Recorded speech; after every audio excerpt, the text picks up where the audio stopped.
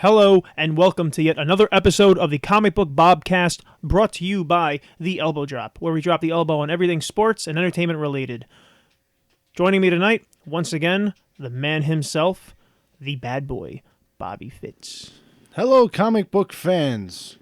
And of course, yours truly, the true Lord of the Stars, Bob. Bob, how you doing tonight? I'm doing good, bad boy. How you doing? I am fantastic. Ready to get this show right on the road. Let's dive right into it and start with Netflix and Marvel. Right now, we've seen a few trailers for the Daredevil show.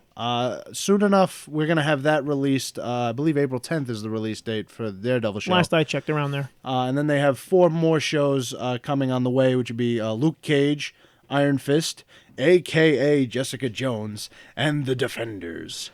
This is a huge deal for Netflix. The fact that now Disney/Marvel is going to be releasing their stuff to Netflix first, in addition to the original programming. Huge thing, huge news for anybody who loves Marvel entertainment. Yeah, I'm happy because unlike their other show, Agents of S.H.I.E.L.D., yes. I personally don't like it. I feel it's too clean, too comic booky in a way. It's too family friendly, in my opinion. So I feel now that they're jumping to a streaming service like Netflix, they can get away with a lot more, I think, if they wanted to reach more of a PG-13 kind of element, and considering they're pushing Daredevil, which, in my opinion, is a dark character. He's very grim. There's a lot of darkness in his series particularly.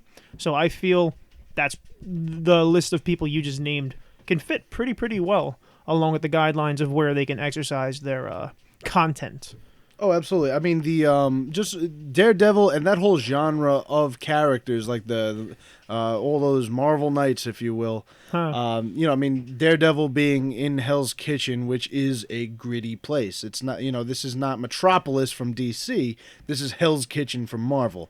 It's a whole. You can have a lot of fun with that. And when I say fun, I mean fun for us. So that I'm excited for, as you said, on Netflix. I mean, Netflix has that section where you can set your children's accounts to the children's section, where they can watch all their Happy Pony Tree Friends or whatever the hell that is. Or other episodes of anything else they want to watch, whether it's animated or cartoonish. Absolutely. So there's no reason why they shouldn't take full advantage of this. Yeah. Hopefully they do.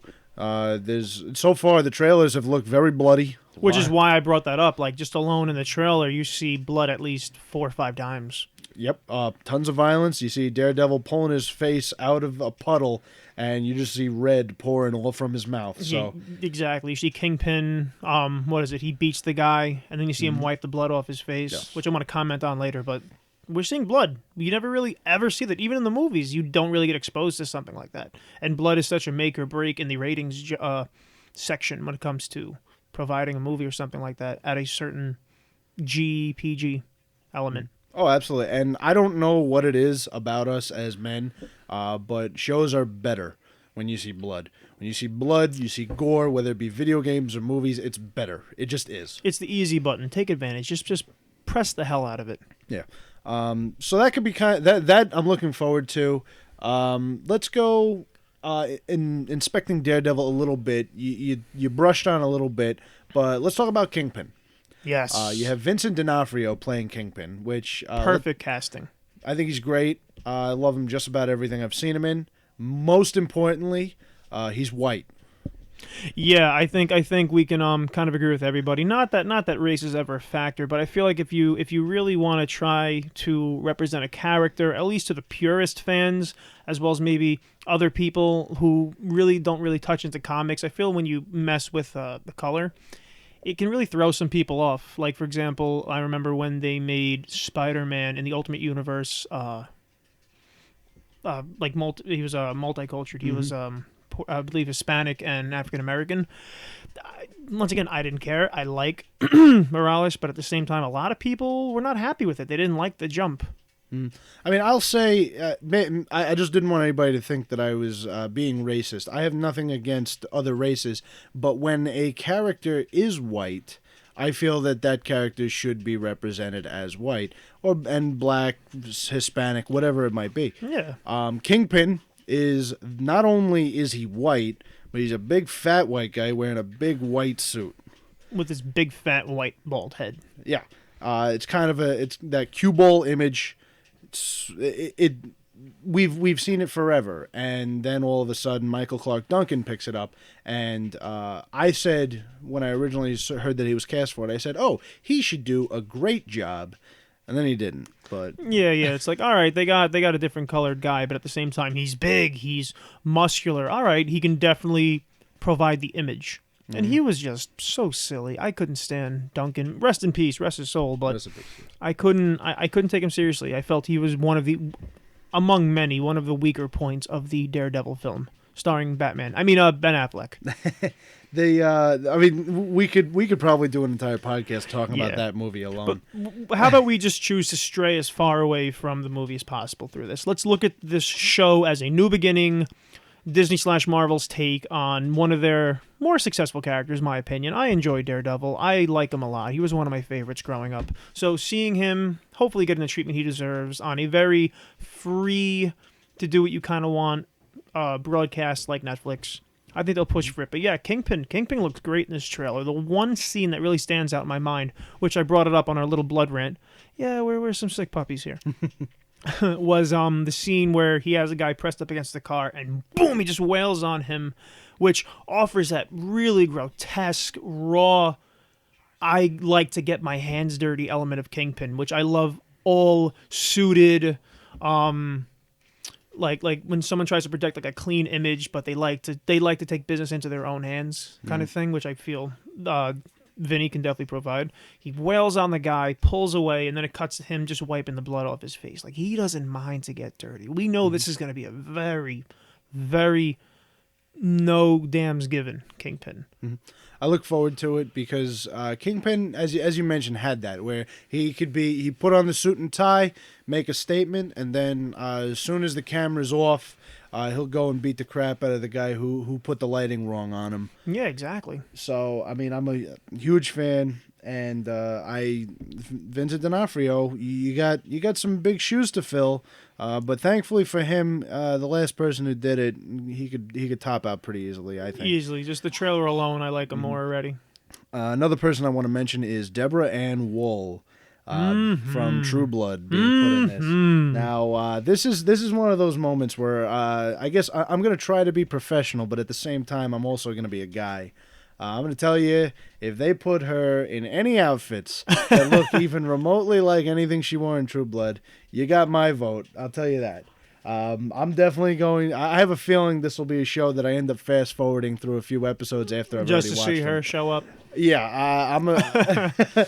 Once again, professional, but at the same time, this is one of those moments where you don't really have to be... Like, you will read the spoilers on episode just to hopefully read that, all right, Daredevil does this, Kingpin, and lingerie. Oh, Netflix. Yep, let's boot it up. That's when I'm going to try to get my girlfriend to watch this show with me so that I won't get in trouble if she finds out I'm watching it. Did she drag you to see Thor 2 just to see Chris Hemsworth shirtless? Yes. Okay, so no, this is your revenge.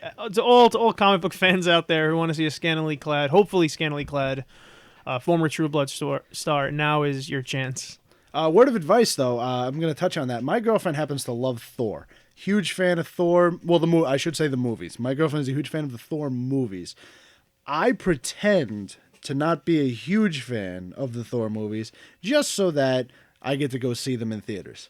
Good point. She's like, oh, well, we can go see Thor if you want. I'm like, all right, I guess we can go see I'll Thor. do you the favor. Right. This way, when another comic book movie comes out, you could be like, babe, we saw Thor for you. Can we see this for me now? Exactly. And you could be a total geek. Yeah, I mean, sometimes you got to play the game a little bit, but at the same time, everybody gets what they want.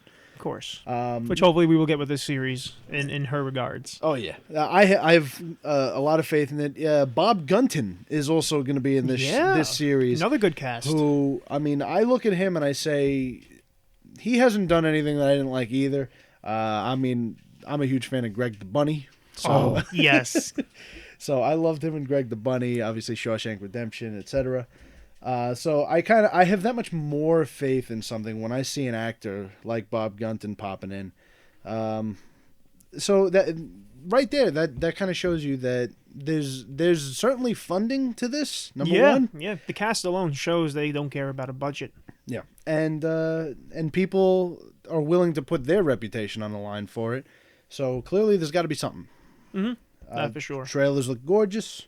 Love the imagery so far. This is, like, for example, I know a lot of people complain about comics, movies, and basically comic book related media being too dark, too grimy. It takes away from it. But this is a character where they can take advantage of all those elements responsibly. I agree with you there. Next question I want to bring up. What do you think about the costume? I mean, so far we've only seen him in kind of his like black ninja costume kind of thing. I like that. I don't mind. I think it's kind of cool to drag us along to kind of like maybe hint or excuse me, kind of poke at the costumes and most likely probably be revealed toward the end of the season. I wouldn't be surprised. But I like it so far.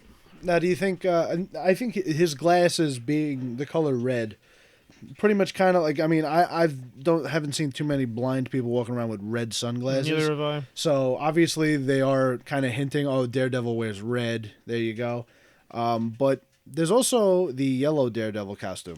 I was gonna comment that I wouldn't, if like for example, what I hope they do, which would be kind of funny, if they like kind of progress toward the end of the season where he's like, okay, I'm really gonna get my look down. I'm going to put this suit on, and he doesn't know it's yellow. Like, that would be fun. I think that would be pretty ironic if they hinted at the original costume. That would be appreciated. What I would like to see happen, almost like when they remade Clash of the Titans, when he goes to get onto the boat, and he picks up the mechanical owl. Yes. And he says, what's this? And somebody else goes, you don't need that. Yeah. So I would like to see something like, hold up funny. The yellow costume. Nah, you don't need that. It's like he's holding up and goes, what about this? You don't want to wear that. You sure? Feels good. No, just put that on. Mm-hmm. So that could be, I think it's pretty cool, the ninja costume where you see, the beginnings of Daredevil. Yeah, of course. Just pulling over a black blindfold over his face and kicking some ass. Oh, hell yeah. So that's, I have a lot of faith in this already. Marvel has been hinting, well, I shouldn't say Marvel has been hinting. It has been hinted that these shows are going to lead up to the Defenders, where these characters are supposed to be incorporated, which the Defenders, if I remember correctly, was originally Hulk, Submariner, and I want to say Doctor Strange. Last I checked. Once again, they're really kind of digging into the woodwork to present us with as much as possible, as they did with Guardians, and they did a successful job with that, which is why I'm not scared to see them doing all these characters out of nowhere to lead to another representation being the Defenders. Mm-hmm. I mean, I'm excited to see all of these characters come out. I love Luke Cage. I think Luke Cage is such an underrated character who is such a badass. He is. He has amazing powers. And I would say probably a quarter to a half of comic book fans don't even know who he is. It's sad, exactly. Like you can show a picture from back in the day where he had the fro and the chain belt, and people just laugh. It's like, oh, who's that? That's dumb. That's stupid. Like, shame on you. How dare you? Now, Luke Cage, certainly one of the underused characters in the Marvel Universe. And I say to myself all the time, whenever I hear about, Captain America was put in this situation, I'm like, well, if he just partnered up with Luke Cage, he'd be fine. You know what make this better? What? More Luke Cage. More Luke Cage. You got a fever, and the doctor says you need more Luke Cage. And then you can always go on to Iron Fist, too. Iron Fist. Very underrated. I mean, not really underrated. He does make appearances a lot. He is a constantly used character as well. And a character I feel should have, more than a while, deserved an on-screen appearance at some point. I don't know why it took them so long to finally get this character up on some kind of screen in a live action representation. Absolutely. I mean, his outfit, it can be kind of worked with. It's a little silly for the camera. Yeah, it's funny. He's got like he's wearing the Toms with the green spandex that go below his knees. It is silly, but then again, we might get a completely new costume. They might not show us him in that costume right away off the bat. Yes, I don't think they're going to give us something. They'll probably give us something. It'd be more like the pant, like the bottoms will be the same, and then you might just not have a shirt at all instead of that V up around the shoulders. Yeah. Something along those lines, possible. But that's supposed to be the last of the shows before they go into the Defenders. With Jessica Jones, I'm not going to lie. I don't know a lot about Jessica Jones. Jessica Jones, as much as I'd want to summarize and explain who she is, that's why this podcast is here. If you want to dwell into comics, you want to get introduced, just listen to us. We throw a name out, go on Wikipedia. You can find out everything you really need to know. I mean, we already kind of defiled her by just saying how excited we are to look at her rather than see how she's portrayed. But your opinion, speaking of characters coming out of nowhere, and this being the Daredevil series, do you think they're going to introduce us to Bullseye? Now, that could be cool. I hope so, because once again, not trying to refer to anything in the past, but we really deserve a much better, newer one. We do. I mean, I liked Colin Farrell. I know you don't. Believe me, I know you don't. We get it. You're Irish. We get it. You're Bullseye. He was so evil when he sniffed the rose. He cringed. Come on. It's so bad. But he's going to throw peanuts at Daredevil. I'm allergic to peanuts. Stop it. You got to take it from where it comes from. I didn't think he was the problem with that movie.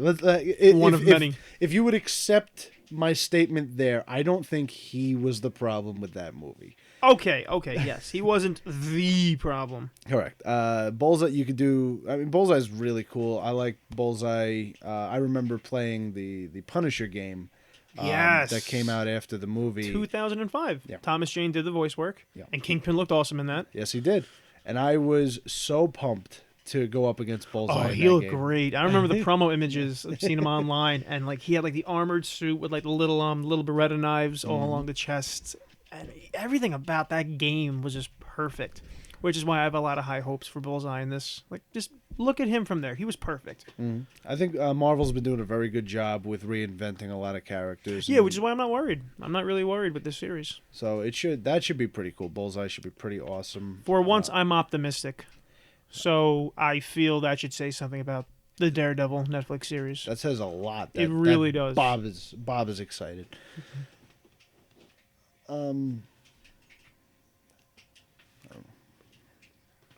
So, I mean, excluding Daredevil, Luke Cage, Iron Fist, The Defenders, in general, who else would you possibly maybe... Because, I mean, I understand Daredevil's not a guy big enough to really hold his own movie, as last time. But who would you consider to be another hero you would want to see pop up eventually on the big screen, if not your laptop, through Netflix or something? Not to hover around these characters. Exactly. But I still have a wet dream of a good Doctor Strange. I have a wet dream of a good Howard the Duck.